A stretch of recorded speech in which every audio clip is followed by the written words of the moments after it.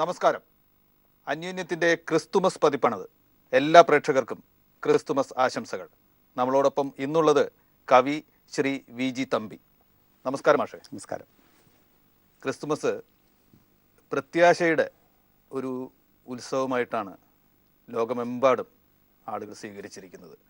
അതുകൊണ്ട് തന്നെയായിരിക്കാം നമ്മുടെ ഇവിടെയും ജാതിമത ഭേദമന്യേ അത് എല്ലാവരുടെയും ആഘോഷമായി മാറിയിരിക്കുന്നു. ഈ ആഘോഷത്തെ, തിരുപ്പിറവിയുടെ ഈ പെരുന്നാളിനെ മാഷ് എങ്ങനെ കാണുന്നു? ക്രിസ്മസ് സത്യത്തിലൊരു പ്രതിസംസ്കൃതിയാണ്. ബദൽ സംസ്കാരം എന്ന് വേണമെങ്കിൽ പറയാം.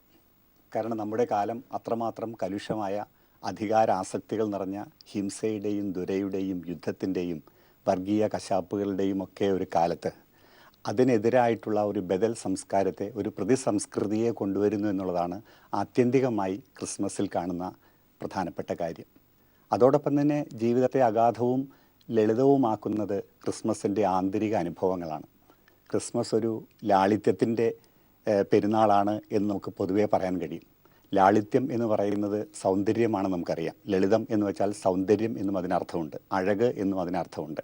എത്രമാത്രം ജീവിതത്തെ അഴകുള്ളതാക്കി മാറ്റാൻ പറ്റും, അത് നമ്മൾ അയാളുടെ അല്ലെങ്കിൽ ആ ഒരു സംഭവത്തിൻ്റെ ലാളിത്യത്തെയാണ് നമ്മൾ പ്രധാനമായിട്ടും കാണുന്നത്. അങ്ങനെ ലാളിത്യത്തിൻ്റെയും സുതാര്യതയുടെയുമായ ഒരു പെരുന്നാൾ എന്നുള്ള രീതിയിൽ തീർച്ചയായിട്ടും അത് വളരെ പ്രധാനപ്പെട്ട കാര്യമാണ്. ഇപ്പോൾ ചന്ദ്രശേഖരൻ പറഞ്ഞ പ്രതീക്ഷയുടെ പെരുന്നാൾ എന്ന് പറയുന്നത് അത്ര തന്നെ പ്രധാനപ്പെട്ട ഒന്നാണ്. കാരണം ക്രിസ്മസ് ആവിർഭവിക്കുന്നത് തന്നെ അത്രമാത്രം പ്രതിസന്ധികൾ നിറഞ്ഞ ആശയറ്റുപോയ ഒരു പലസ്തീൻ ജനതയുടെ മുമ്പിലേക്കാണ് ക്രിസ്തു അവതരിക്കുന്നത്. ദൈവം മനുഷ്യൻ ഭൂമിയിലേക്ക് പ്രവേശിക്കുന്നത് ആ തരത്തിൽ സമാധാനത്തിൻ്റെ പ്രതീക്ഷയുടെ ഒരു സന്ദേശവുമായിട്ടാണ് എന്ന് കാണാം. ഈ കാലഘട്ടമാണെങ്കിൽ തീർച്ചയായിട്ടും പ്രതീക്ഷകൾ മങ്ങിപ്പോയൊരു കാലമാണ്. പല രീതിയിലും ലോകം കീറിമുറിക്കപ്പെട്ട ഒരു കാലം. പല രീതിയിൽ ഭയാശങ്കകളെ കൊണ്ട്, അരക്ഷിതാവസ്ഥകളെ കൊണ്ട് തകർന്ന് തരിപ്പണമായ ഒരു ലോകം. ആ ലോകത്തെ അഭിസംബോധന ചെയ്യുവാനായിട്ട് പ്രതീക്ഷയുടേതായിട്ടുള്ള ഒരു വെളിച്ചം കൊടുക്കുന്ന ഒരു പെരുന്നാൾ, ഒരു സാംസ്കാരിക ആത്മീയ സന്ദർഭം എന്ന രീതിയിൽ ക്രിസ്മസിന് വളരെ വളരെ പ്രധാനപ്പെട്ട പ്രസക്തിയുണ്ടെന്നാണ് ഞാൻ വിചാരിക്കുന്നത്. ഇങ്ങനെ സത്യത്തിൽ ക്രിസ്മസ് ഇങ്ങനെ തന്നെ വിനിമയം ചെയ്യപ്പെടുന്നുണ്ടോ? അത് കുറേയൊക്കെ മതപരമായ അനുഷ്ഠാനങ്ങൾ ആവശ്യമാണ്, അത് നീക്കി നിർത്താനാവില്ല, അതതിൻ്റെ ഭാഗം തന്നെയാണ്. എങ്കിൽ പോലും കൂടുതൽ അനുഷ്ഠാനപരതയിലേക്ക് അങ്ങനെ ഒരു വശത്ത്, വേറൊരു വശത്ത് ആഘോഷപരതയിലേക്ക്, അതിൻ്റെ വളരെ ഉപരിപ്ലവമായ ചില ചെയ്തികൾ മാത്രമായി മാറുക, അങ്ങനെ അതിൻ്റെ സന്ദേശത്തിന് ഒരു ചോർച്ച വന്നു പോകുന്നുണ്ടോ പുതിയ കാലത്ത്? അത് തീർച്ചയായിട്ടും ക്രിസ്മസിന് മാത്രമല്ല, അതിൻ്റെ ഉറവിടങ്ങളിൽ നിന്ന് ആരംഭിക്കുന്ന എല്ലാ സത്തകൾക്കും അതിൻ്റെ പരിശുദ്ധികൾക്കും പിന്നീടുള്ള അതിൻ്റെ പരിണാമങ്ങളിൽ ഈ തരത്തിലുള്ളതായ ജീർണതകൾ സംഭവിച്ചിട്ടുണ്ടെന്ന് നമുക്കറിയാം. ഒരു നദി ഒഴുകുമ്പോൾ അതിൻ്റെ ഉറവിടത്തിൽ അത് വളരെ പരിശുദ്ധമായിരിക്കും. എന്നാൽ അത് പിന്നീട് ഒഴുകി വരുമ്പോൾ അതിനകത്ത് ഒരുപാട് മാലിന്യങ്ങൾ കയറി വരുമെന്ന് നമുക്കറിയാം. അത് അത്രയും എളുപ്പത്തിൽ വിശദീകരിക്കാവുന്ന ഒരു കാര്യമല്ല ഇത്. വളരെ ബോധപൂർവമായിട്ട് തന്നെ മതാധിപത്യത്തിൻ്റെ, അധികാരപ്രമത്തതയുടെ, ഉപഭോഗ സംസ്കാരത്തിൻ്റെ ഒക്കെ ആയിട്ടുള്ള ഒരു അവസ്ഥ കൂടി ക്രിസ്മസിനെ ഈ തരത്തിൽ കളങ്കപ്പെടുത്തുന്നുണ്ട് എന്നുള്ള കാര്യത്തിൽ യാതൊരു സംശയവുമില്ല. ക്രിസ്തുമതത്തെക്കുറിച്ച് തന്നെ പറയുകയാണെങ്കിൽ അതിനകത്തെ അധികാര ആസക്തികളെ കൊണ്ടും അതിൻ്റെ മറ്റു തരത്തിലുള്ളതായ ധനത്തിൻ്റെയും മറ്റു കേന്ദ്രീകരണത്തിൻ്റെയും സ്വഭാവങ്ങളെ കൊണ്ടും അത് ഒരു ദൈവത്തെയല്ല, ഒരു അദൈവത്തെയാണ്, ഒരു അൺഗോഡിനെയാണ് പലപ്പോഴും പൂജിക്കുന്നതെന്ന് പറയേണ്ടതായിട്ട് വരും. കാരണം ആ മതത്തിന് അതിൻ്റെ ആഡംബരങ്ങളെയും അതിൻ്റെ ധൂർത്തുകളെയും ആവിഷ്കരിക്കുവാൻ അതിനെ സഹായിക്കാവുന്ന വിധത്തിലുള്ളതായ ഒരു ദൈവസങ്കല്പം ഉണ്ടാക്കേണ്ടതായിട്ട് വരുമെന്ന് നമുക്കറിയാം.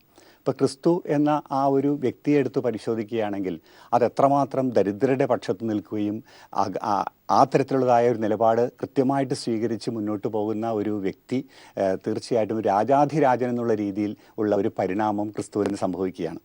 സത്യത്തിൽ അങ്ങനെ ആർഭാടങ്ങൾക്ക് വേണ്ടിയിട്ട്, പ്രൗഢിക്ക് വേണ്ടിയിട്ട്, ധനാസക്തികൾക്ക് വേണ്ടിയിട്ട് അതെല്ലാം ഉപയോഗപ്പെടുത്തിക്കൊണ്ടിരിക്കുന്നുണ്ട്. ക്രിസ്മസും അതിൽ നിന്ന് വിട്ടു നിൽക്കുന്നെന്ന് പറയാൻ കഴിയില്ല. ക്രിസ്മസും ഇങ്ങനെ കൊട്ടിഘോഷങ്ങളുടെ ഒരു പെരുന്നാളായിട്ട് മാറുന്നുണ്ട്. തീർച്ചയായിട്ടും ഇത്രയും ലളിതമായിട്ട് മാത്രം, ഇതിനേക്കാൾ ലളിതമായിട്ട് ഒരു പിറവി, ഒരു പ്രസവം നടക്കുകയില്ല എന്ന് നമുക്ക് പറയാൻ സാധിക്കും. ഇത്രയും ദരിദ്രമായി, ഇത്രയും ചെറിയതായ വിധത്തിൽ, ഇത്രയും എളിമയോട് കൂടിയിട്ടുള്ള ഒരു പ്രസവം ലോകത്തിൽ നടന്നിട്ടേ ഉണ്ടായിരിക്കുകയില്ല. അത്രമാത്രം അതതിൻ്റെ അനാഥത്വത്തെ സൗന്ദര്യവൽക്കരിച്ചു. അത് ആട്ടിടയന്മാരോട് സംവദിച്ചു. ആകാശം ഏറ്റവും കൂടുതൽ ഭൂമിയോട് സംവദിച്ച ഒരു രാത്രിയാണ് ക്രിസ്മസ് രാത്രി എന്ന് നമുക്കറിയാം.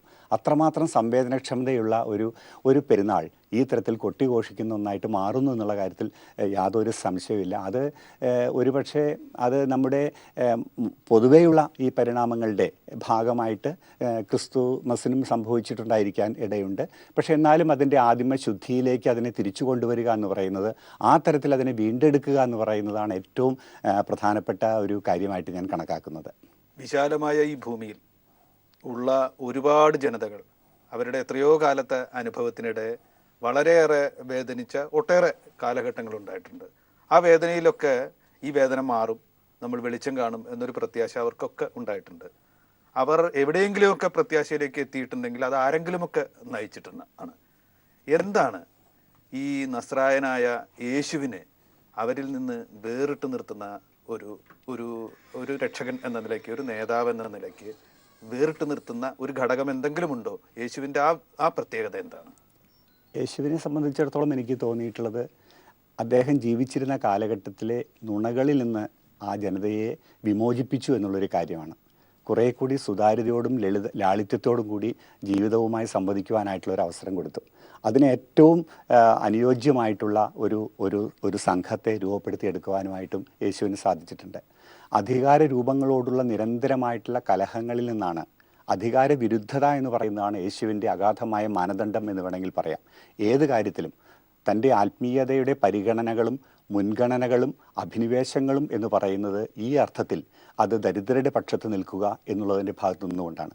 അതെപ്പോഴും യേശു കടന്നുപോയിട്ടുള്ള വഴികളിലൊക്കെ തന്നെയും ആ തരത്തിൽ ചുങ്കക്കാരായിട്ടുള്ള ആളുകൾ, പാപികളായിട്ടുള്ള ആളുകൾ, രോഗികളായിട്ടുള്ള ആളുകൾ, ദരിദ്രർ, സ്ത്രീകൾ, കുഞ്ഞുങ്ങൾ എന്ന് പറയുന്ന ആ വിഭാഗത്തോട് കൃത്യമായിട്ടുള്ള ഒരു പങ്ക് ചേർന്ന് നിന്നുകൊണ്ടാണ് അദ്ദേഹം അത് നിൽക്കുന്നത്. ക്രിസ്മസ് തന്നെ ആവിഷ്കരിച്ചിട്ടുള്ള കാര്യം നമുക്കറിയാൻ പറ്റും. ക്രിസ്തു പിറന്നു വീണപ്പോൾ ഏറ്റവും കൂടുതൽ ഭയന്ന് വിറച്ചത് തൊട്ടടുത്തുള്ള ഹെറോദോസിൻ്റെ കൊട്ടാരമാണെന്നുള്ളതാണ് സത്യം. ഹെറോദോസിനെ പൊറുക്കാൻ കഴിയുന്നില്ല. തൻ്റെ രാജസ്ഥാനം, തൻ്റെ അധികാരസ്ഥാനം നഷ്ടപ്പെട്ടു പോകുമോ എന്നുള്ളൊരു ഭീതി അപ്പോൾ അദ്ദേഹത്തിലേക്ക് കടന്നു വരികയാണ്. അതിനർത്ഥം ക്രിസ്തുവിൻ്റെ നിലപാടുകൾ എന്ന് പറയുന്നത് അത് കൃത്യമായിട്ട് ഒരു പാവങ്ങളുടെ പക്ഷത്ത് നിന്നു എന്നുള്ളതാണ് അതിൻ്റെ പ്രധാനപ്പെട്ട കാര്യം. പാവങ്ങളെ ഒഴിവാക്കിക്കൊണ്ടുള്ള ഒരു ആത്മീയതയെക്കുറിച്ച് അദ്ദേഹത്തിന് യാതൊരു തരത്തിലുള്ളതായ ഒരു നിലപാടും ഉണ്ടായിരുന്നില്ല. യേശുവിനെ അദ്ദേഹത്തിൻ്റെ ജീവിതത്തിൽ നിന്ന് മാറ്റിക്കാണാൻ കഴിയില്ല. അതുപോലെ തന്നെ ക്രിസ്തുമസിനെ അതിൻ്റെ ഐതിഹ്യത്തിൽ നിന്നും അടർത്തി മാറ്റി നമുക്ക് കാണാനാവില്ല. ക്രിസ്തുമസിൻ്റെ ഐതിഹ്യം നമ്മൾ പറഞ്ഞ പോലെ തലമുറകളായിട്ട് അടിമത്തത്തിലും ദാരിദ്ര്യത്തിലും കഴിയുന്ന ഒരു ജനത, ഒരു വിമോചനം കാത്തിരുന്ന് ആ വിമോചനത്തിൻ്റെ വാഗ്ദാനമായിട്ട് ഒരു ശിശു പിറന്നു എന്നതാണ് അതിൻ്റെ സന്ദേശം. അത് അവരുടെ ആവശ്യങ്ങൾ, അവരുടെ താല്പര്യങ്ങൾ ഒരുപാട് അളവ് വരെ ഭൗതികമായിരുന്നു. ആത്മീയം കൂടിയാണത്, പക്ഷെ ഭൗതികമായിരുന്നു. ആ ഭൗതികത അതിൽ നിന്ന് അടർത്തു മാറ്റപ്പെടുന്നുണ്ടോ? വെറും ആത്മീയമായ ഒരു പ്രത്യാശയായിട്ട് എവിടെയെങ്കിലുമൊക്കെ ആരെങ്കിലുമൊക്കെ കൈകാര്യം ചെയ്യുമ്പോൾ അത് മാറിപ്പോയിട്ടുണ്ടോ? അങ്ങനെ ഉണ്ടെങ്കിൽ ആ ഭൗതികത ചോർന്നു പോകുന്നത്, ക്രിസ്തുവിൻ്റെ ജീവിതത്തിലുടനീളം അദ്ദേഹം എടുത്ത ഭൗതികതയോട് എടുത്ത നിലപാടുകൾ ഒക്കെ ചോർന്നു പോകുന്നത് നല്ലതാണോ? ഒരിക്കലും ശരിയല്ല. പ്രത്യേകിച്ചും ഭൗതികതയോട് നേരെ നടത്തിയ യേശുവിൻ്റെ വളരെ ധീരമായിട്ടുള്ള നിലപാടുകളെ കൊണ്ട് ആണ് അദ്ദേഹത്തിന് 3 വർഷം മാത്രം ജീവിക്കേണ്ടി വന്നത്. ഒരു രക്തസാക്ഷിയായിട്ട് മാറുന്നത് കൊണ്ടാണ് നമുക്കറിയാൻ സാധിക്കും. കാരണം അദ്ദേഹം പൗരോഹിത്യത്തോട്, ധനികരോട്, രാഷ്ട്രീയ അധികാരികളോടൊക്കെ എടുത്ത നിലപാടുകളുടെ ഭാഗമായിട്ടാണ് അത് സംഭവിക്കുന്നത്. യേശുവിനെ സംബന്ധിച്ചിടത്തോളം എനിക്ക് വായിക്കാൻ കഴിഞ്ഞിട്ടുള്ളൊരു കാര്യം, യാതൊരു വിധത്തിലുള്ള കോൺട്രഡിക്ഷൻസും ഇല്ലാത്തൊരു വ്യക്തിത്വമാണത് എന്നുള്ളതാണ്. അദ്ദേഹത്തിൻ്റെ നിലപാടുകളുടെ കാര്യത്തിൽ, നീതിബോധത്തിൻ്റെ കാര്യത്തിൽ, പക്ഷപാതങ്ങളുടെ കാര്യത്തിൽ യാതൊരു തരത്തിലായ വൈരുദ്ധ്യങ്ങൾ നമുക്ക് കാണാൻ കഴിയില്ല. പിന്നീട് ക്രിസ്തുമതം നമുക്കറിയാവുന്ന പോലെ ഒരു ഏഷ്യൻ മതമായിട്ടാണ് ആവിർഭവിച്ചതെങ്കിൽ പോലും വളരെ പെട്ടെന്ന് തന്നെ അത് യൂറോപ്പിലേക്കും വത്തിക്കാനിലേക്കും ഹൈജാക്ക് ചെയ്യപ്പെട്ടു എന്ന് നമുക്കറിയാൻ പറ്റും. ഈ ഹൈജാക്ക് ചെയ്യപ്പെടുന്നതിലൂടെ ആണ് പലപ്പോഴും അതിനകത്ത് ഈ അധികാരത്തിൻ്റെ മറ്റു തരത്തിലുള്ളതായ നിക്ഷിപ്ത താല്പര്യങ്ങളൊക്കെ കടന്നുകൂടുന്നതെന്ന് കാണാം. യേശു ജീവിച്ചിരുന്ന കാലത്ത് അദ്ദേഹം എടുത്ത നിലപാടുകൾ വളരെ കൃത്യമായിട്ട് അതൊരു പക്ഷം ചേർന്നുകൊണ്ടുള്ളൊരു നിലപാടായിരുന്നു. അതിൻ്റെ തുടർച്ചയെന്നോണം ചില ധാരകൾ ഉണ്ടായിരുന്നു. ക്രിസ്തുമതത്തിൻ്റെ 2000 വർഷത്തിൻ്റെ ചരിത്രമെടുത്ത് പരിശോധിക്കുമ്പോൾ ഇടയ്ക്കിടയ്ക്ക് അത് വിട്ടുപോകുന്ന സമയങ്ങളിൽ തിരിച്ച് ക്രിസ്തുവിൻ്റെ മൗലികതയിലേക്ക് തിരിച്ചു വരാനായിട്ടുള്ള ശ്രമങ്ങളും അതിനകത്തുണ്ടായിട്ടുണ്ട്. അടുത്ത കാലങ്ങളിൽ ഉണ്ടായിട്ടുള്ള ലിബറേഷൻ തിയോളജിയെ പോലെയുള്ള ഒന്നിനെടുത്ത് പരിശോധിക്കുകയാണെങ്കിലും, അല്ലെങ്കിൽ 12ാം നൂറ്റാണ്ടിലെ ഫ്രാൻസിസ് അസീസിയുടെ ആത്മീയതയെപ്പറ്റി പറയുമ്പോഴൊക്കെ തന്നെയും ഈ തരത്തിൽ ക്രിസ്തുവിനെ തിരിച്ചു പിടിക്കാൻ വേണ്ടിയിട്ടുള്ള, ചർച്ചിൽ നിന്ന് ക്രിസ്തുവിനെ തിരിച്ചു പിടിക്കാൻ വേണ്ടിയിട്ടുള്ള ശ്രമങ്ങൾ ഉണ്ടായിട്ടുണ്ട്. അത് വേദപുസ്തകത്തെ നമ്മൾ ആ ഒരു അർത്ഥത്തിലേക്ക് വായിച്ചെടുക്കേണ്ട കാര്യമുണ്ടെന്ന് തോന്നുന്നു. വിമോചനത്തിൻ്റെതായിട്ടുള്ള ഒരു ആത്മീയതയാണ് യേശു മുന്നോട്ട് വെച്ചത്. അത് വലിയ പ്രതീക്ഷകൾ, പിൽക്കാലത്തെ ഭൗതികമായിട്ടുള്ള മുന്നേറ്റങ്ങൾ, ഭൗതികമായിട്ടുള്ള വിപ്ലവങ്ങൾ, അതിനെപ്പോലും പ്രചോദിപ്പിക്കാവുന്ന രീതിയിലുള്ളതായ ഒരു ആശയഗതികൾ യേശുവിൽ നിന്ന് അതിൻ്റെ ഊർജ്ജം സംഭരിക്കുവാനായിട്ട് മറ്റ് വിപ്ലവ ശക്തികൾക്ക് സാധിച്ചിട്ടുണ്ടെന്നാണ് ഞാൻ വിശ്വസിക്കുന്നത്. യേശു ക്രിസ്ത്യാനികളുടെ മാത്രം ഒരു പ്രവാചകനല്ല. അദ്ദേഹം സംസാരിച്ചത് മുഴുവൻ ജാതികളോടും ജനതകളോടും കാലങ്ങളോടും ആണ്. എങ്കിൽ പോലും എല്ലാവരുടേതുമായിരിക്കെ തന്നെ യേശു ക്രിസ്തു എന്ന നിലയ്ക്ക് ക്രിസ്ത്യാനികളാണ് അദ്ദേഹത്തിൻ്റെ നേരവകാശികൾ എന്ന നിലയുണ്ട്. അതിൽ പലതരം ക്രിസ്ത്യൻ ധാരകളുണ്ടെങ്കിലും വത്തിക്കാൻ നയിക്കുന്ന റോമൻ കത്തോലിക്ക സഭയാണ് അദ്ദേഹത്തിൻ്റെ ഏറ്റവും വലിയ അനുയായി വൃന്ദത്തെ സമാഹരിച്ച് നിർത്തി ഇരിക്കുന്നത് എന്നും പറയാം. പത്രോസിൻ്റെ സിംഹാസനത്തിൻ്റെ നേരവകാശി മാർപ്പാപ്പയാണ്. അവിടെ ഇപ്പോഴിരിക്കുന്ന ഫ്രാൻസിസ് മാർപ്പാപ്പ പുതിയ കാലത്തിലെ പല പ്രശ്നങ്ങളോടും, പല രാഷ്ട്രീയവും സാമൂഹികവുമായ പ്രശ്നങ്ങളോടും ഭൗതികമായ പ്രശ്നങ്ങളോടും നിലപാടെടുത്തുകൊണ്ട് ഒരു വേറിട്ട സ്വരം കേൾപ്പിക്കുന്നു എന്നൊരു ധാരണ പൊതുവെ ഉണ്ട്. മാഷ് അതിനെ എങ്ങനെ നോക്കിക്കാണും? തീർച്ചയായിട്ടും ഇപ്പോൾ വിശ്വാസത്തെക്കുറിച്ച് ചന്ദ്രശേഖരൻ പറഞ്ഞു. അതിനെക്കുറിച്ച് വളരെ കൃത്യമായിട്ടുള്ള ഒരു സ്റ്റേറ്റ്മെൻറ്റ് കഴിഞ്ഞ വർഷം ഫ്രാൻസിസ് മാർപ്പാപ്പ എടുത്തിട്ടുണ്ട്. ഞാനൊരു ദൈവവിശ്വാസിയാണ്, പക്ഷെ ഞാനൊരു കത്തോലിക്കനല്ല, കത്തോലിക്ക വിശ്വാസിയല്ല എന്ന് പറയുന്നുണ്ട്. മാത്രമല്ല, അദ്ദേഹം ലോകത്തിലെടുത്തിട്ടുള്ളതായ പല നിലപാടുകൾ എടുക്കുകയാണെങ്കിൽ, ലോക സംഭവങ്ങളിൽ അദ്ദേഹം എടുത്ത നിലപാടുകളിലൊക്കെ തന്നെയും ഈ സാർവത്രികമായിട്ടുള്ള ഈ ഒരു പ്രത്യേക മതത്തിൻ്റെ ഉള്ളിൽ നിന്നുകൊണ്ടല്ലാതെ തന്നെ സാർവത്രികമായിട്ടുള്ള ലോകത്തിൻ്റെ തന്നെ മനസാക്ഷിയെന്ന് വിശേഷിപ്പിക്കാവുന്ന വിധത്തിലുള്ള ഒരു നിലപാട് അദ്ദേഹം എല്ലാ കാര്യങ്ങളിലും എടുത്തിട്ടുണ്ട്. അത് വളരെ ശ്രമകരമായിട്ടുള്ളൊരു കാര്യമാണ്, പ്രത്യേകിച്ചും ഫ്രാൻസിസ് മാർപ്പാപ്പയെ സംബന്ധിച്ചിടത്തോളം. കാരണം അത്രമാത്രം ആർഭാടപൂർവമായിട്ടുള്ള നുണകൾ കൊട്ടിഘോഷിക്കുന്ന ഒരു മതത്തിനകത്ത് നിന്നുകൊണ്ട് ലാളിത്യത്തെക്കുറിച്ചും സുതാര്യതയെക്കുറിച്ചും അതിനകത്തുള്ള യേശുവിൻ്റെ തനിമകളെക്കുറിച്ചും സംസാരിക്കുക എന്ന് പറയുന്നത് ഏറ്റവും പ്രയാസമുള്ള ഒരു കാര്യമാണ്. അത് തുടക്കത്തിൽ തന്നെ ഫ്രാൻസിസ് മാർപ്പാപ്പ ആ സ്ഥാനാരോഹണം ചെയ്ത ദിവസം മുതൽ തന്നെ അദ്ദേഹം അത് പ്രകടിപ്പിച്ചതായിട്ട് നമുക്ക് കാണാൻ സാധിക്കും. അദ്ദേഹത്തിൻ്റെ ശരീരഭാഷയിലായാലും അദ്ദേഹത്തിൻ്റെ ഓരോ ദൈനംദിന പെരുമാറ്റങ്ങളിലായാലും ആ ലാളിത്യത്തെ അദ്ദേഹം പരിപൂർണമായിട്ട് സ്വീകരിക്കുകയും ലോകത്തെ അതിശയിപ്പിക്കുകയും ചെയ്തിരുന്നു എന്ന് കാണാൻ സാധിക്കും. ആ ഒരു അർത്ഥത്തിൽ ഫ്രാൻസിസ് മാർപ്പാപ്പയെ പരാജയപ്പെടുത്തുന്നത് ഒരുപക്ഷെ ക്രൈസ്തവ സഭ തന്നെയായിരിക്കാൻ ഇടയുണ്ടെന്നാണ് എനിക്ക് തോന്നുന്നത്. കാരണം ഇത്രയും ഒരു പുതിയ മാർപ്പാപ്പയും യാഥാസ്ഥികമായിട്ടുള്ളൊരു മതവും തമ്മിലാണ് ഇപ്പോൾ ഏറ്റുമുട്ടൽ നടത്തിക്കൊണ്ടിരിക്കുന്നത്. അതുകൊണ്ട് തന്നെ തൻ്റെ നിലപാടുകൾ റദ്ദാക്കപ്പെടാനായിട്ടുള്ള സാധ്യത അതിൽ തന്നെ കാണാൻ സാധിക്കുമെന്നാണ് എനിക്ക് തോന്നുന്നത്. പിന്നെ ഓരോരോ സംഭവങ്ങളിൽ, ലോകത്തിൻ്റെ പലതരം സംഭവങ്ങളിൽ അദ്ദേഹം എടുത്ത നിലപാടുകൾ ഇപ്പോൾ ട്രാൻസ്ജെൻഡറിനെ കുറിച്ചായാലും അഭയാർത്ഥികളെക്കുറിച്ച് പറയുന്ന കാര്യത്തിലായാലും അങ്ങനെ തുടങ്ങിയ, അല്ലെങ്കിൽ ഒരു അനീതി നിറഞ്ഞ ഒരു സമ്പദ് വ്യവസ്ഥയെ എങ്ങനെയാണ് പൊളിച്ചെഴുതാൻ സാധിക്കുക, അത് ഒരു ആത്മീയ തലത്തിൽ എങ്ങനെ സാധിക്കുമെന്നുള്ളതിനെക്കുറിച്ച് വളരെ ധീരമായിട്ടുള്ള നിലപാടുകൾ ഫ്രാൻസിസ് മാർപ്പാപ്പ എടുത്തിട്ടുണ്ട്. അത് വളരെ വലിയൊരു പ്രതീക്ഷയും നൽകുന്നുണ്ട്. ഈ ക്രിസ്തുമസ് തന്നെ ഫ്രാൻസിസ് മാർപ്പാപ്പ സമർപ്പിച്ചിരിക്കുന്നത് പലായനം ചെയ്യപ്പെടുന്ന ആളുകൾക്കും ഒക്കെ വേണ്ടിയാണ്. എന്താണ് അതിൻ്റെ ഒരു പ്രസക്തി? എങ്ങനെ വിശദീകരിക്കാം? ക്രിസ്മസ് എന്ന് പറയുന്നത് തന്നെ അപ്പത്തിനു വേണ്ടിയും മണ്ണിന് വേണ്ടിയും ഭൂമിക്ക് വേണ്ടിയും അലഞ്ഞു നടന്ന മനുഷ്യരുടെ ഒരു ജീവിത പ്രശ്നമാണ്, ഒരു അവകാശമാണ് എന്ന രീതിയിലാണ് ക്രിസ്മസിനെ വ്യാഖ്യാനിക്കേണ്ടത്. കാരണം യേശുവിൻ്റെ ആ ഒരു ക്രിസ്മസ് ജീവിതത്തിനകത്ത് അതിനകത്ത് മുഴുവൻ അനാഥത്വത്തെയാണ് ഏറ്റവും കൂടുതൽ പരിഗണിച്ചിരിക്കുന്നതെന്ന് കാണാൻ സാധിക്കും. അനാഥരായ ബാല്യങ്ങൾ, അനാഥരായിട്ടുള്ള മറ്റ് ജനവിഭാഗങ്ങൾ, പാവപ്പെട്ടവരെ, അവരുടെ ഭാഗത്ത് നിന്നുകൊണ്ടുള്ള ഒരു പിറവിയാണ് ക്രിസ്മസ് എന്ന് പറയുന്നത്. അതുകൊണ്ട് തന്നെ ഈ വർഷത്തെ ഫ്രാൻസിസ് മാർപ്പാപ്പയുടെ ക്രിസ്മസ് സന്ദേശമെന്നല്ല, ക്രിസ്മസിനെ കുറിച്ചുള്ള കാഴ്ചപ്പാട്, ദർശനം എന്ന് പറയുന്നത് തന്നെ അഭയാർത്ഥി പ്രവാഹങ്ങൾക്കാണ് അത് സമർപ്പിക്കുന്നത്. കഴിഞ്ഞ വർഷം നമുക്കറിയാം 2015 തോന്നുന്നു, അത് ഈ അഭയാർത്ഥികളുടെ യൂറോപ്പിലേക്ക് പോയിക്കൊണ്ടിരുന്ന ഒരു ബോട്ട് അപകടത്തിൽ മരണപ്പെട്ടു പോയ ഒരു കുട്ടിയുടെ ഒരു ചിത്രം നമ്മൾ കണ്ടിട്ടുണ്ട്. അത് കടൽ തീരത്ത് കമന്ന് കിടന്ന് മരിച്ചു കിടക്കുന്ന ആ കുട്ടിയുടെ ചിത്രം അത്രമാത്രം നമ്മളെ മുറിപ്പെടുത്തിയിട്ടുള്ളതാണ്.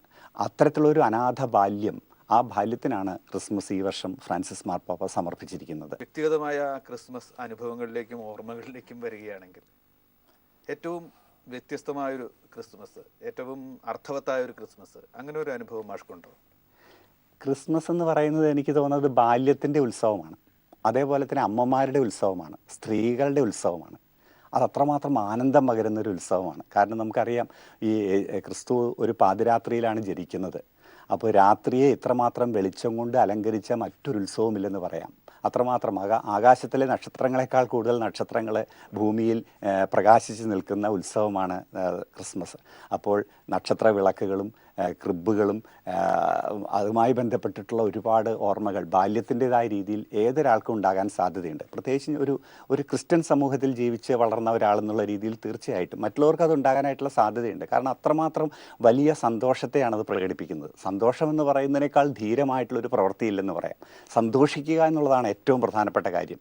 അത് ബെത്ലഹേമിനെ കുറിച്ച് പറയുന്നുണ്ട്. ബെത്ലഹേമിൽ യേശു ജനിച്ച ആ ഒരു ചെറു പട്ടണത്തെക്കുറിച്ച് പറയുന്നത് ദൈവത്തിൻ്റെ മന്ദഹാസം എന്നാണ്. ദൈവം ചിരിച്ചതാണത്. അപ്പോൾ ദൈവത്തിൻ്റെ ആ ഒരു മന്ദഹാസത്തെ ഏറ്റുവാങ്ങുകയാണ് ചെയ്യുന്നത്. പ്രത്യേകിച്ചും ബാല്യത്തിലാണ് അത് നമ്മൾ ഏറ്റവും കൂടുതൽ അനുഭവിച്ചുകൊണ്ടിരിക്കുന്നത്. അത് എന്നെ സംബന്ധിച്ചിടത്തോളം എൻ്റെ കുട്ടിക്കാലം ആ തരത്തിൽ ഭൗതികമായിട്ട് എല്ലാവരും ചെയ്യുന്നത് പോലെ പുൽക്കൂട് ഉണ്ടാക്കുന്നു. പുൽക്കൂട് ഉണ്ടാക്കാനായിട്ട് കുറച്ച് അകലയിൽ നിന്നൊക്കെ പുല്ല് വെട്ടിക്കൊണ്ടുവന്ന് ഞങ്ങളത് നടത്തും. അതിനാവശ്യമായിട്ടുള്ള ഒരുക്കങ്ങൾ നടക്കും. നക്ഷത്ര വിളക്കുണ്ടാക്കും, ക്രിസ്മസ് ട്രീ ഉണ്ടാക്കും. ഇതൊക്കെ പൊതുവായി ചെയ്തുകൊണ്ടിരിക്കുന്നൊരു കാര്യമാണ്. അതിനോടൊപ്പം തന്നെ അതിനേക്കാൾ പ്രധാനപ്പെട്ട ഒരു ഒരുക്കം, ഒരു സജ്ജീകരണം അക്കാലത്ത് ഞാനും നടത്തിയിട്ടുണ്ട്. അതെങ്ങനെയാണെന്ന് ചോദിച്ചിട്ടുണ്ടെങ്കിൽ യേശു പിറക്കുന്നതിന് മുന്നേ തന്നെ 25 ദിവസം, ഒരു ക്രിസ്മസ് രാത്രിയിലെ പിറവി മാത്രമല്ല, 25 ദിവസത്തിലൂടെ ഒരു ആഗമന കാലം എന്നാണ് പറയുക. ഈ ഒരു 25 ദിവസത്തിലൂടെ ക്രിസ്തുവിനെ പിറക്കാൻ വേണ്ടിയിട്ടുള്ള സജ്ജീകരണങ്ങൾ മനസ്സിലൊരുക്കിയെടുക്കുക എന്ന് പറയുന്നൊരു കാര്യമുണ്ട്. ക്രിസ്തു എൻ്റെ മനസ്സിലാണ്, ഓരോ കുഞ്ഞിൻ്റെയും ഹൃദയത്തിലാണ് പിറക്കുന്നത്. അതുകൊണ്ട് ക്രിസ്തുവിന് പിറക്കാൻ ഉള്ള ഒരു മെത്ത എനിക്ക് ഒരുക്കിയെടുക്കണം എൻ്റെ മനസ്സിൽ. അതിനകത്ത് ആവശ്യമായിട്ടുള്ള യേശുവിന് ആവശ്യമായിട്ട് ഉടുപ്പുകൾ ഉണ്ടാക്കണം, പൂക്കൾ വേണം, സുഗന്ധലേപനങ്ങൾ വേണം. അങ്ങനെ ഒരു കുഞ്ഞിനെ ആഹ്ലാദിപ്പിക്കാൻ എന്തൊക്കെ കാര്യങ്ങൾ വേണോ അത് മുഴുവനും ഞങ്ങൾ സുഹൃത ജപങ്ങൾ ചൊല്ലിക്കൊണ്ട് ആശയടക്കങ്ങളിലൂടെ മറ്റു മനുഷ്യരെ പരിഗണിച്ചുകൊണ്ട് ആ തരത്തിലായ നന്മ പ്രവർത്തികൾ ഓരോന്നിലൂടെയുമാണ് ഞാൻ ഉണ്ണിയേശുവിന് വേണ്ടിയിട്ടൊരു മെത്തയുണ്ടാക്കി, ഉണ്ണിയേശുവിനെ ഉടുക്കാനായിട്ടുള്ള ഉടുപ്പുണ്ടാക്കി എന്ന് പറയുന്നത്. അതിപ്പോഴും ആലോചിക്കുമ്പോൾ എന്നെ കോരിത്തെരിപ്പിക്കുന്ന ഒരു കാര്യമാണ്. ആ 25 ദിവസത്തിനുള്ളിൽ ഉണ്ണിയേശുവിന് വേണ്ടി ഞാൻ എന്തൊക്കെ ചെയ്തു. ഒരു കൊച്ചു പുസ്തകമുണ്ട്. ആ പുസ്തകത്തിനകത്ത് ഞാൻ ആ ദിവസങ്ങളിൽ ചെയ്തിട്ടുള്ള സുഹൃത ജപങ്ങളുടെ എണ്ണം എഴുതി വയ്ക്കും. ഇത്രയും സുഹൃത ജപങ്ങളുടെ എണ്ണം കിട്ടിയാൽ ഒരു മെത്തയാവും, ഇത്രയും ചെയ്താൽ മറ്റൊന്ന് എന്നുള്ള രീതിയിലാണ്. അപ്പോൾ അതുകൊണ്ട് എങ്ങനെ ആന്തരികമായിട്ട് ഉണ്ണിയേശുവിനെ തൻ്റെ ഉള്ളിൽ പിറക്കാൻ പാകത്തിനുള്ള ഒരു ഒരുക്കം നടത്തുക, അതിൻ്റെ ഓർമ്മയാണ് എന്നെ ഏറ്റവും കൂടുതൽ സന്തോഷിപ്പിക്കുന്ന ഒരു കാര്യം. ഈ കാലത്തിനിടയിൽ ഇത്തരത്തിൽ ഇപ്പോൾ പറയപ്പെട്ട ആ ക്രിസ്മസ് ആഘോഷത്തിന്, അതിൻ്റെ രീതികൾക്ക് എന്തെങ്കിലും മാറ്റമുണ്ടായതായിട്ട് തോന്നിയിട്ടുണ്ടോ? ചെറിയ മാറ്റങ്ങൾ ഉണ്ടായിട്ടുണ്ടെങ്കിൽ പോലും എൻ്റെ കുട്ടികളെ കുറ്റി പറയുകയാണെങ്കിൽ അവരും ഇത് തന്നെ ചെയ്തുകൊണ്ടിരിക്കുന്നുണ്ട്. ഇത്തരത്തിലായ കാര്യങ്ങൾ ചെയ്തുകൊണ്ടിരിക്കുന്നു. അവർ പുറത്ത് ക്രിബ് ഉണ്ടാക്കുകയും അകത്ത് യേശുവിന് ആവശ്യമായിട്ടുള്ള മറ്റൊരു ക്രിബ് ഉണ്ടാക്കിയെടുക്കുകയും ചെയ്യുന്ന ഒരു പ്രവൃത്തി ചെയ്യുന്നുണ്ട്. പക്ഷേ അതിനെ മുഴുവനും പരാജയപ്പെടുത്തുന്ന രീതിയിൽ വലിയ ആഘോഷങ്ങളുടെ ഒരു വേദിയായിട്ടത് മാറിപ്പോവുകയാണ്. ക്രിസ്മസ് കരോളിൻ്റെ കാര്യമൊക്കെ എടുക്കുകയാണെങ്കിൽ, ഇപ്പോൾ ക്രിസ്മസ് കരോൾ തന്നെ എടുക്കുക. അതിനകത്ത് ഏറ്റവും 2 നൂറ്റാണ്ട് മുമ്പ് പാടിയ ഒരു ഗാനമുണ്ടല്ലോ, സൈലൻറ്റ് നൈറ്റ് എന്ന് പറഞ്ഞു തുടങ്ങുന്ന ഒരു നിശബ്ദ രാത്രിയെക്കുറിച്ചുള്ള ആ ഗാനമാണ് ക്രിസ്മസ് കരോളിലെ ഏറ്റവും ഉജ്ജ്വലമായിട്ടുള്ള ഒരു പാട്ട്. ആ പാട്ടിനകത്തൊരു നിശബ്ദതയെ ആഘോഷിക്കുകയാണ് ചെയ്യുന്നത്. ആരവങ്ങളൊന്നുമില്ലാത്ത നിശബ്ദതയെ ആഘോഷിക്കുന്ന ഒരു പാട്ട്. അപ്പോൾ അത്തരത്തിൽ നിശബ്ദതയിലേക്ക് തിരിച്ചു വരിക എന്നുള്ളൊരു കാര്യം ആണ് ഈ ക്രിസ്മസിലൂടെ വീണ്ടെടുക്കപ്പെടേണ്ട ഒരു കാര്യം. ആ തരത്തിലുള്ള ഒരു നിശബ്ദത ഇപ്പോഴത്തെ ആഘോഷങ്ങളിൽ നമുക്ക് കാണാൻ കഴിയുന്നില്ല. അത് പലതരത്തിൽ വിപണിവൽക്കരിക്കപ്പെട്ടു, അതിൻ്റെ ആഘോഷങ്ങളിലേക്ക് അത് മാറ്റപ്പെട്ടു. ക്രിബ് എന്ന് പറയുന്നത് അതിൻ്റെ ലാളിത്യം കൊണ്ടാണ്, അതിൻ്റെ അനാർഭാടത കൊണ്ടാണ്, എളിമ കൊണ്ടാണ് നിലനിൽക്കേണ്ടത്. പക്ഷേ ഇന്നത്തെ ക്രിബുകൾ അങ്ങനെയല്ല, നമുക്ക് അറിയാൻ പറ്റും. അത് തന്നെ ഒരുപാട് പണം ചിലവാക്കി, ₹1,00,000 ചിലവാക്കിയിട്ടും ഇപ്പോൾ ക്രിബുകൾ ഒരുക്കുന്നതായിട്ട് നമുക്ക് കാണാൻ സാധിക്കും. അപ്പോൾ ഒരു ആശയത്തെ അല്ലെങ്കിൽ ഒരു സത്തയെ തന്നെ എങ്ങനെയാണ് ഈ തരത്തിൽ വിപണി അല്ലെങ്കിൽ അത് തോൽപ്പിച്ച് കളയുന്നതെന്ന് നമുക്ക് കാണാൻ പറ്റും. അപ്പോൾ അതിൻ്റെ ഇരകളായിട്ട് നമ്മുടെ കുഞ്ഞുങ്ങളും മാറുന്നുണ്ട് എന്നുള്ള കാര്യത്തിൽ സംശയമില്ല. മാഷൊരു കവി കൂടിയാണ്. മാഷുടെ കവിതകളിലൊക്കെ വേദപുസ്തകത്തിൻ്റെതായിട്ടുള്ളൊരു സ്വാധീനം നല്ല രീതിയിൽ ഉണ്ട്. ക്രിസ്തുമസിൻ്റെ ഒരു സ്വാധീനം അതിൽ എത്രമാത്രമുണ്ട്? ക്രിസ്തു നൽകുന്ന സന്ദേശത്തിൻ്റെ സ്വാധീനം എത്രമാത്രമുണ്ട്? എന്ത് പറയാനുണ്ട് ഒരു ഏറ്റുപറച്ചിൽ എന്ന നിലയ്ക്ക്? ഇതിപ്പോൾ ആദ്യമായിട്ടാണ് ഈ ഒരു ചോദ്യത്തെ ഞാൻ നേരിടുന്നത്. കാരണം തീർച്ചയായിട്ടും എൻ്റെ കവിതകൾക്കകത്ത് ബൈബിളിൻ്റെ രക്തം വല്ലാതെ ഒഴുകുന്നുണ്ട് എന്ന് പറയാൻ പറ്റും. ബൈബിളിൻ്റെ ഇമേജുകളെ കൊണ്ടാണ്, ബൈബിൾ ഇമേജുകളുടെ തടവുകാരനാണ് ഒരു കവി എന്നുള്ള രീതിയിൽ ഞാനെന്നൊക്കെ ചില രീതിയിലൊക്കെ പറയാറുമുണ്ട്. അതിലെനിക്ക് മോശം തോന്നിയിട്ടുമില്ല. കാരണം ബൈബിൾ അത്രമാത്രം ഡൈനാമിക്കായിട്ടുള്ള, അത്രമാത്രം അപരിചിതമായിട്ടുള്ള ആശയങ്ങളെ അവതരിപ്പിക്കാൻ പര്യാപ്തമായിട്ടുള്ള ഭാഷയുള്ള ഒരു ഗ്രന്ഥമാണ്. ആ തരത്തിൽ അത് കുഴപ്പമില്ല. എന്നെ സംബന്ധിച്ചിടത്തോളം ഒരു കവി എന്നുള്ള രീതിയിൽ സംഘർഷങ്ങളുടെ ഒരു കവിയാണ്, വേദന വേദനകളുടെയും ദുരന്തങ്ങളുടെയും കവിയാണ്. അപ്പോൾ കാൽവരി കുന്നിൽ നിന്നാണ് പലപ്പോഴും എനിക്ക് യേശുവിൽ നിന്ന് കിട്ടുള്ള പ്രചോദനങ്ങൾ കിട്ടിയിട്ടുള്ളത്. എന്നാൽ ആ പുൽക്കൂടിനേക്കാൾ കൂടുതൽ ഈ പുൽക്കൂടും കാൽവരി കുന്നും തമ്മിൽ ഏതാണ്ട് 8 കിലോമീറ്ററിന്റെ വ്യത്യാസമേ ഉള്ളൂ. അത് പലസ്തീനിൽ ഞാൻ ഈ സ്ഥലത്ത് പോയിട്ടുണ്ട്. വളരെ അടുത്തടുത്താണ് നിൽക്കുന്നത്, വളരെ അടുത്താണത്. അപ്പോൾ അത് തമ്മിലൊരു ചേർച്ചയുണ്ട് ശരിക്കും. അപ്പോൾ തീർച്ചയായിട്ടും ഈ കാൽവരിയുമായി ബന്ധപ്പെട്ടിട്ടുള്ള ദുരന്ത സൗന്ദര്യങ്ങളെയാണ് ഞാൻ കവിതകളിൽ കൂടുതലും കൊണ്ടുവന്നിട്ടുള്ളത്. എന്നാൽ ക്രിസ്മസും കവിതകളിലേക്ക് പരോക്ഷമായിട്ട് കടന്നു വന്നിട്ടുണ്ടെന്നുള്ള കാര്യത്തിൽ സംശയമില്ല. അങ്ങനെ എഴുതിയ ഒരു കവിതയുണ്ട്, അത് കുട്ടികളും നക്ഷത്രങ്ങളും എന്ന് പറയുന്നൊരു കവിതയാണ്. ആ കവിത അപ്പോൾ അതിനകത്തുള്ള ഒരു കാര്യം എന്താണെന്ന് വെച്ചാൽ അതിനകത്തെ കുട്ടി എന്ന് പറയുന്നത് പെൺകുട്ടിയാണ്. ഞാൻ ദൈവത്തെ പോലും ഒരു പെൺകുഞ്ഞായിട്ട് കാണാൻ ആഗ്രഹിക്കുന്ന ഒരാളാണ്. മൃദു ചർമ്മത്തിൽ, നെഞ്ചിൽ അല്പം മാംസവുമായി, കുളിർ ഗന്ധത്തിൽ ദൈവമേ നീ ഒരു പെണ്ണായിരുന്നെങ്കിൽ എന്ന രീതിയിൽ സങ്കല്പിച്ചുകൊണ്ട് കവിതകൾ എഴുതിയിട്ടുണ്ട്. പെൺകുട്ടിയാവുക എന്നുള്ളതാണ് ശരിക്കും പ്രധാനപ്പെട്ട ഒരു കാര്യം. പ്രത്യേകിച്ചും ക്രിസ്മസിനെ സംബന്ധിച്ചിടത്തോളം അത് പെണ്ണുങ്ങളുടെ ഉത്സവമാണ്, സ്ത്രീകളുടെ ഉത്സവമാണ്. മറിയവും എലിസബത്തും തമ്മിലുള്ളതായ ഒരു കൂട്ടിമുട്ടലുണ്ട്, ഒരു സമാഗമമുണ്ട്. അതാണ് ഏറ്റവും ഉജ്ജ്വലമായിട്ടുള്ള ക്രിസ്മസിനെ സംബന്ധിച്ചിടത്തോളം ഉള്ളൊരു ഓർമ്മയെന്ന് തോന്നുന്നു. എങ്ങനെയാണ് ഒരു സ്ത്രീയെ ആദരിക്കുക, ബഹുമാനിക്കുക, അവരുടെ സന്തോഷങ്ങൾ, അവരുടെ സ്വാതന്ത്ര്യങ്ങൾ പരസ്പരം പങ്കുവെച്ച് ആഘോഷിക്കുക എന്ന് പറയുന്നതിൻ്റെ ഉജ്ജ്വലമായൊരു മുഹൂർത്തമാണ് എലിസബത്തും മറിയവും തമ്മിലുള്ള മംഗളഗാനം എന്ന് പറയുന്നൊരു കാര്യമുണ്ട്. അപ്പോൾ ഉണ്ണിയേശുവിനെ ഒരു പെൺകുഞ്ഞായിട്ട് സങ്കല്പിച്ചുകൊണ്ട്, എന്നാൽ നേരിട്ട് ക്രിസ്മസിൻ്റേതായിട്ടുള്ള ഒരു പ്രചോദനം അതല്ലാതെ ഞാൻ എഴുതിയിട്ടുള്ളൊരു കവിത ഉണ്ട്. അത് കുട്ടികളും നക്ഷത്രങ്ങളും എന്ന് പറയുന്ന ഒരു കവിതയാണ്. അത് ഒരുപാട് ബിംബങ്ങളും കൽപ്പനകളും കൊണ്ട് അലങ്കരിച്ചിട്ടുള്ള ഒരു കവിതയാണ്. എത്രത്തോളം അത് വിനിമയം ചെയ്യപ്പെടുമോ എന്ന് എനിക്ക് അറിഞ്ഞുകൂടാ. എങ്കിലും അത് നമ്മുടെ പ്രേക്ഷകർക്കൊരു ക്രിസ്മസ് സന്ദേശം എന്ന നിലയ്ക്ക്, ഒരു ക്രിസ്മസ് സമ്മാനം എന്ന നിലയ്ക്ക് ഇപ്പോൾ അവതരിപ്പിക്കാം. ഓക്കെ. തിങ്കളിൽ ജനിച്ച കുട്ടി രാത്രിയെ നയിക്കുന്നവളായി, ഇരുളലകളുടെ ജലശയ്യയിൽ രാപ്പാടിക്കും മുയൽക്കുഞ്ഞിനുമൊപ്പം, ഞാറ്റുപാവാടെ അണിഞ്ഞാടും നീലമയിലിനൊപ്പം, പുതുമണ്ണും പുതുമഴയും പോലെ നക്ഷത്രങ്ങളുടെ പളുങ്കുവിരലിൽ നിലാവിൻ്റെ ഒരരുവിയായി, കടലിൻ്റെ നീലയായ ചുണ്ടുകളിൽ 1000 കാന്താരിയായി പൂത്തിറങ്ങി, വെളിച്ചത്തിൻ്റെ വിത്തു പൊട്ടിച്ച് കാറ്റിൻ്റെ രഹസ്യ കാനനങ്ങളിൽ മൂവന്തിയുടെ കുങ്കുമപ്പീലികൾ വിടർത്തി, കുളിരുന്ന രാത്രിയാൽ മഴയാൽ അവൾ ഭൂമിക്ക് പൂവിരലടയാളമായി. ക്രിസ്മസിനെ കുറിച്ച് തന്നെയാണ് ഇതുവരെ പറഞ്ഞുകൊണ്ടിരുന്നത്. എങ്കിൽ പോലും ഈ അഭിമുഖം അവസാനിപ്പിക്കുന്നതിന് വേണ്ടി പ്രേക്ഷകർക്ക് മാഷുടെ ഒരു ക്രിസ്മസ് സന്ദേശം. ക്രിസ്മസ് നേരത്തെ പറഞ്ഞതുപോലെ അമ്മമാരുടെ ഉത്സവമാണ്, കുഞ്ഞുങ്ങളുടെ ഉത്സവമാണ്, യാത്രകളുടെ ഉത്സവമാണ്. പലതരം യാത്രകൾ നമുക്ക് ക്രിസ്മസിൻ്റെ കാലത്ത് കാണാനായിട്ട് സാധിക്കും. പല യാത്രകളുണ്ടായിട്ടുണ്ട്. അങ്ങനെ പരിസ്ഥിതിയുടെ ഒരു ഉത്സവമാണ്. അങ്ങനെ പല രീതിയിൽ പ്രപഞ്ചത്തെ മുഴുവനും ഏറ്റുവാങ്ങുന്ന, ദൈവം ഭൂമിയിലേക്ക് പ്രവേശിക്കുന്ന അതിമനോഹരമായിട്ടുള്ള ഒരു മുഹൂർത്തമാണ് ക്രിസ്മസിലൂടെ നമുക്ക് കാണാൻ കഴിയുന്നത്. പ്രത്യേകിച്ചും ഈ കാലഘട്ടത്തിലെ ക്രിസ്മസിൻ്റെ സന്ദേശം എന്ന് പറയുന്നത് അത് നുണകളിൽ നിന്ന് നമ്മുടെ ജീവിതത്തെ വിമോചിപ്പിക്കുക എന്ന് പറയുന്ന ഒരു കാര്യമാണ്. ലാളിത്യത്തിൻ്റെ ഒരു സന്ദേശം, പ്രതിസംസ്കൃതിയുടെ ഒരു സന്ദേശം, അതാണ് ക്രിസ്മസ് നമ്മിൽ മുന്നോട്ട് വയ്ക്കുന്നത്. വളരെയധികം